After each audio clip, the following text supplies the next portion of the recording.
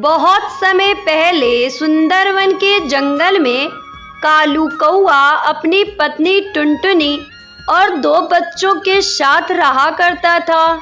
कालू के पास एक छोटी सी जमीन थी जिस पर वो सब्जी उगाया करता था। एक दिन उसकी पत्नी टुनटुनी उससे कहती है, सुनो जी, इस बार तुम अपनी खेत में बैगन की खेती करो। ठंड का मौसम आ रहा है, बैगन की अच्छी बिक्री होगी। लेकिन टुनटुनी, अगर मैंने अपनी खेत में बैगन लगा दिया तो उसे होने में समय लगेगा, तब तक घर का खर्च कैसे चलेगा। अगर मेरे पास थोड़ी और जमीन होती तो मैं उसमें बैगन लगाने के बारे में सोचता। मेरे गहने हैं ना, उसे आप बेचकर थोड़ी जमीन खरीद लो। आखिरकार वो बक्से में ही पड़ी है। अगर वो आपके किसी काम आ जाए तो मुझे बहुत खुशी होगी। वैसे टुनटुनी, बात तो तुम सही कह रही हो, लेकिन वो तुम्हारे गहने हैं, वो तुम्हारे माँ बाप ने दिए हैं। नहीं नहीं, मैं उसे नहीं ले सकता। मैं जैसे खेती करता आ रहा हूँ मैं वैसे ही खेती करूँगा। आखिरकार ऐसा कब तक चलेगा जी? ऊपर से साहूकार का कर्ज भी बढ़ता जा रहा है। तुम मेरी बात मान लो। अच्छा ठीक है टुनटुनी, मैं तुम्हारे गहने गिरवी रखकर उससे थोड़ी जमीन खरीद लूंगा और जैसे ही बैगन की फसल अच्छी होगी मैं उसे बेचकर तुम्हारे गहने छुड़वा लूंगा। अगले ही दिन कालू कौआ गहने गिरवी रखकर थोड़ी सी जमीन खरीद लेता है और अपने खेत में काम करने लगता है। उसे खेत में काम करता देखकर बंटी कबूतर वहां आता है और उससे कहता है, अरे ओ कालू भैया, अपने खेत में क्या उगाओगे? अरे बंटी भैया, मैं अपने खेत में बैगन की खेती करूंगा। अरे वाह कालू भैया, ये तो तुमने बहुत अच्छा सोचा है। मैं भी अपने खेत में बैगन उगा रहा हूँ और मेरे पास अभी भी बहुत सारी बीज पड़ी है। अगर तुम चाहो तो मुझसे ही बीज खरीद सकते हो। मैं तुम्हें बाजार से कम कीमत में बीज दे दूंगा। बंटी दूसरों की तरक्की देखकर जलता था। वो कालू को खराब बीज दे देता है। कालू उससे बीज खरीदकर अपने खेत में बो देता है और खुशी खुशी अपने घर चला आता है। जब कुछ दिन बीत जाते हैं तब कालू अपने खेत में जाकर देखता है तो उसके खेत में अभी तक एक भी पौधे नहीं उगे थे। ये देखकर कालू कौआ बहुत उदास होता है और दुखी मन से अपने घर आता है। क्या हुआ जी? आप रो क्यों रहे हो? मैं तुम्हें क्या बताऊं टुनटुनी, मैंने बंटी से बैगन के बीज लेकर अपने खेत में बोए थे और अभी तक एक भी पौधा बाहर नहीं आया। उस बंटी ने मुझे बहुत बड़ा धोखा दिया है। मैं उसे छोड़ूंगा नहीं। अजी, बंटी से लड़ाई झगड़ा करके क्या होगा जी? अभी भी कुछ नहीं बिगड़ा है। ये लो, ये बैगन के कुछ बीज हैं। मैंने पिछली साल बैगन में से निकाल के रखे थे। इसे लेकर अपने खेत में बो दो। उसके बाद कालू कौआ उन बीजों को अपने खेत में बो देता है। 2 दिनों बाद ही उन बीजों में से पौधे निकल आते हैं, जिसे देखकर दोनों पति पत्नी बहुत ही खुश होते हैं। टुनटुनी, देखो ना, अपने खेत में कितने सारे बैगन के पेड़ उगाए हैं। चलो इन बैगनों को तोड़कर बाजार में बेच आते हैं। उसके बाद कालू कौआ उन बैगनों को बाजार में बेचकर खूब सारे पैसे कमाने लगता है और अपने बीबी बच्चों के साथ खुशी खुशी अपनी जिंदगी बिताने लगता है। टुनटुनी और अंशु दोनों बच्चे बहुत ही परेशान थे क्योंकि उनकी माँ अभी तक काम से नहीं लौटी थी। टुनटुनी दीदी, माँ ताई जी के घर पे बहुत देर से गई हुई है। अभी तक तो उन्हें आ जाना चाहिए। मुझे बहुत जोर की भूख लगी है। भूख तो मुझे भी लगी है।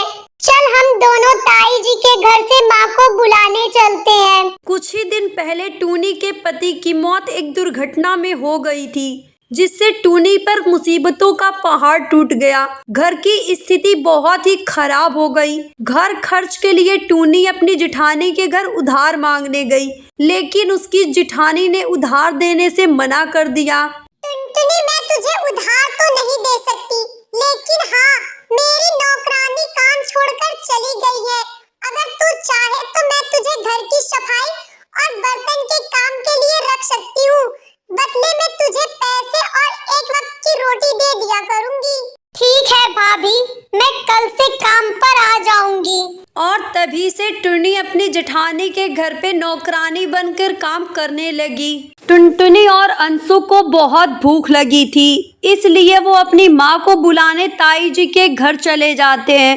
वहाँ जाकर उन दोनों बच्चों को रोना आ जाता है, क्योंकि मीनू चिड़िया टूनी को झाड़ू से पीट रही थी।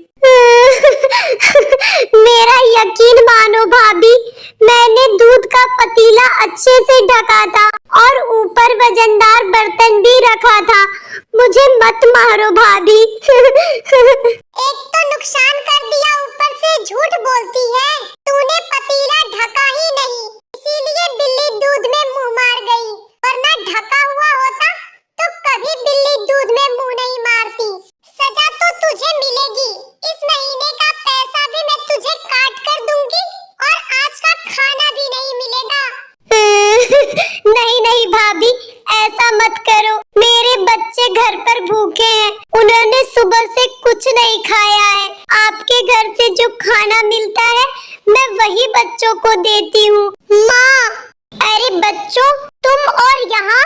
माँ, आप आई नहीं थी तो हम आपको देखने के लिए आ गए। पर माँ, ताई जी आपको मार क्यों रही हैं? ताई जी, आप माँ को मार क्यों रही हो? ताई जी, आप माँ को मत मारो, माँ को दर्द हो रहा है। दर्द हो रहा है तो मैं क्या करूँ? मुझे भी दर्द हुआ है। मेरे 2 किलो दूध खराब हो गए हैं, इसके पैसे कौन देगा?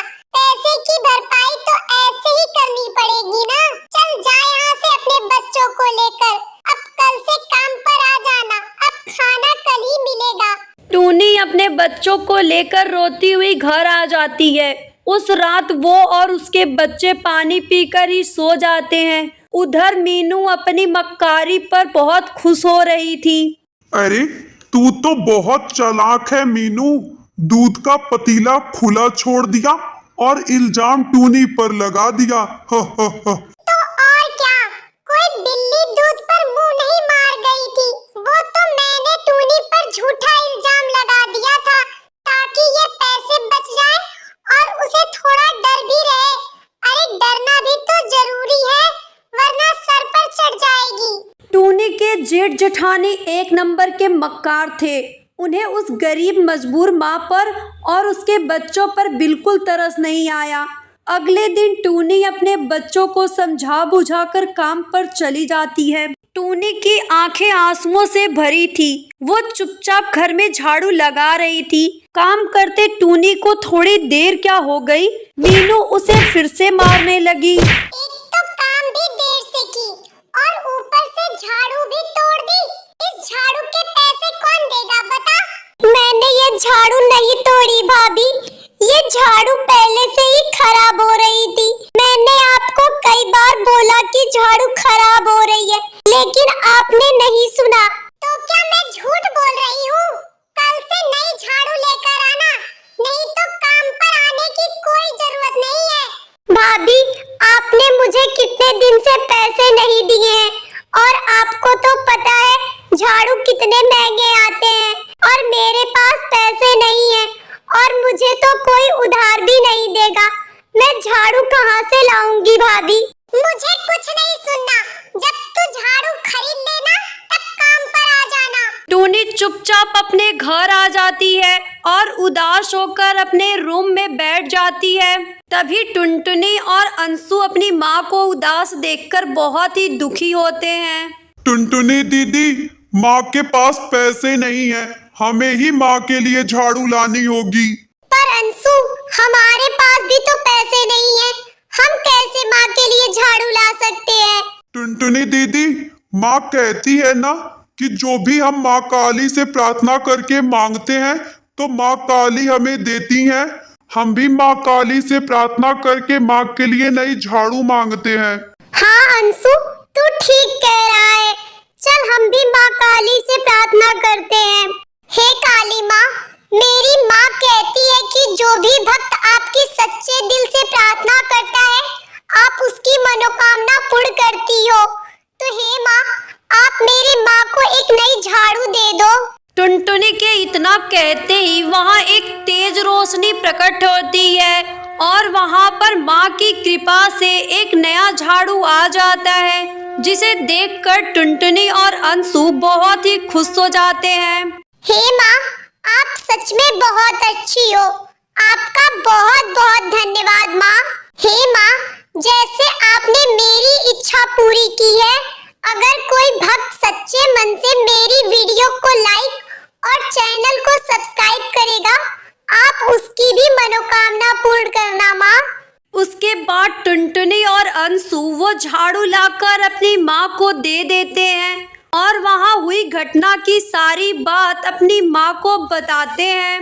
हाँ मेरे प्यारे बच्चों, सच में माँ बहुत ही दयालु हैं। वे अपने भक्तों को कभी निराश नहीं करती हैं। जो भी भक्त उनसे सच्चे दिल से कुछ मांगता है, वो उसकी मनोकामना पूर्ण करती है। अगले दिन जब टुनटुनी चिड़िया उस झाड़ू को लेकर काम पर जाती है, तब उस झाड़ू से आवाज आती है, टुनटुनी, अब तुझे काम पर जाने की कोई जरूरत नहीं है। मैं एक जादुई झाड़ू हूँ। तुम मुझसे जो भी मांगोगी वो तुम्हारे सामने आ जाएगा। उस दिन के बाद टुनटुनी चिड़िया उस जादुई झाड़ू से अपनी जरूरत की सारी चीजें मांग लेती है और अपने बच्चों के साथ खुशी खुशी रहने लगती है।